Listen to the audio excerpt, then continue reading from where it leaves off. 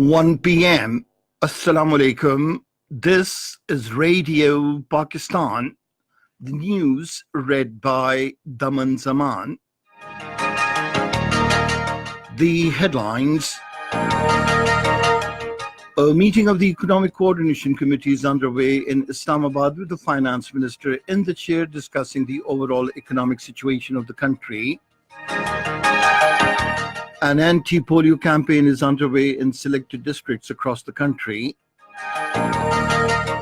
In occupied Kashmir, the chairman Tehreek-e-Hurriyat Jammu and Kashmir says India cannot bury the Kashmir dispute by creating warlike situation in the held territory. ASEAN have signed an agreement on e-commerce encouraging paperless trading amongst businesses and governments of member countries. And now the news in detail. A meeting of the Economic Coordination Committee is underway in Islamabad with the Finance Minister Asad Umar in the chair. The meeting is discussing the overall economic situation of the country, besides reviewing the progress of vital sectors in the economy. A nationwide anti-polio campaign of varied durations is underway in selected districts of the country. Strict security measures have been taken for polio teams.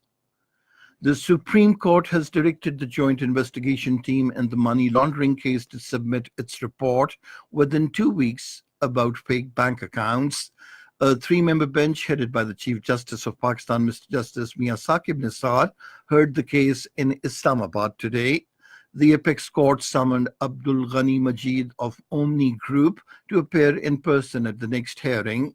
It also directed high officials of the National, Sindh and Summit banks to appear in the next hearing to be held on the 30th of this month. The Accountability Court of Islamabad has adjourned the hearing of flagship investment reference against former Prime Minister Mohammad Nawaz Sharif till tomorrow. Nawaz Sharif was also present in the court. The judge Muhammad Arshad Malik is hearing the case. Nawaz Sharif's counsel Khwaja Haris will continue cross-examining the investigation officer Mohammad Kamran. The Senate will resume its session in Islamabad this afternoon. Pakistani community in Aylesbury town of Buckinghamshire in England has donated 2.35 million rupees for the construction of the Amir Pasha and Mamand dams. The community donated the funds following the appeal from Aylesbury Ghaussia Masjid of the town, which prompted overwhelming response.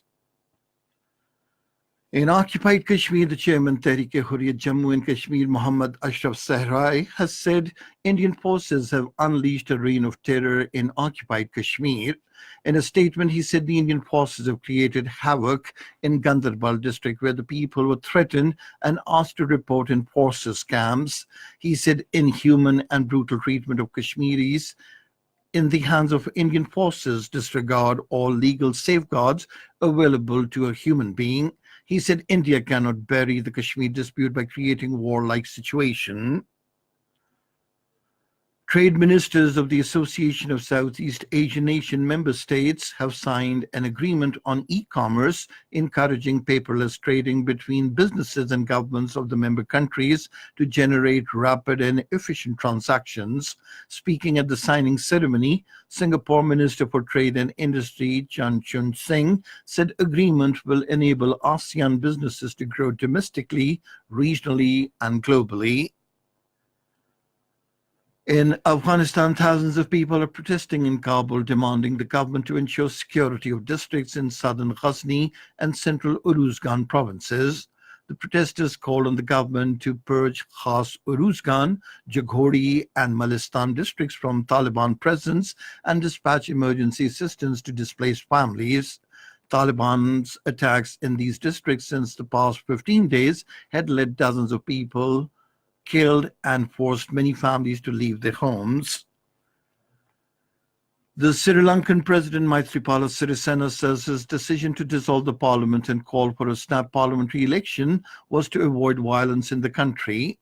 The president, during his special address to the nation, has called on all the political parties and state institutions to ensure that elections be conducted peacefully, without any violence, and in a free and fair manner. Cricket. In the ICC Women T20 World Cup, 2 matches will be played tomorrow. The first match will be played between Bangladesh and England, while the second match between South Africa and Sri Lanka. Both the matches will be played at Gross Islet. And that is the end of this news bulletin. For more news and analyses, log on to our website, radio.gov.pk, and you can also watch the live video streaming of our bulletins on the link facebook.com/Radio Pakistan News Official.